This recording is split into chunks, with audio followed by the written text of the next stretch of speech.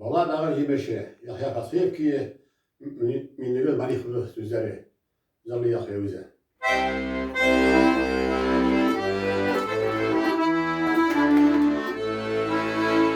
Oy taraflarda silbalan dişime iştiresin.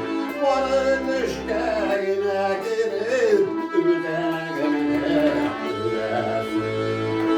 Merdiveniz konalarını faydır giderir.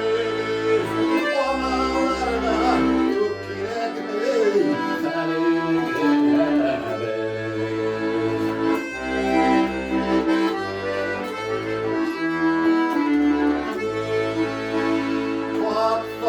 Yazıp sallanayım, eğdiri seni savlarım. İçimde bir ışık şir, benim bana savlar. Dinletmeniz konalarımı, fayda gideririz. Konalarına girebilir, senin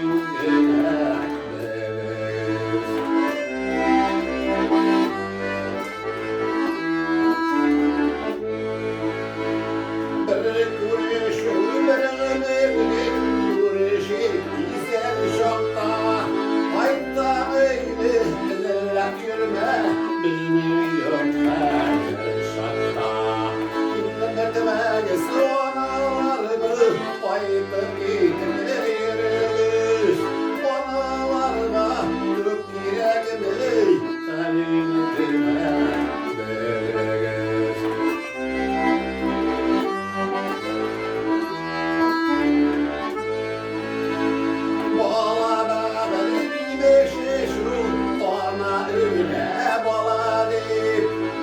Balalar girsin şehir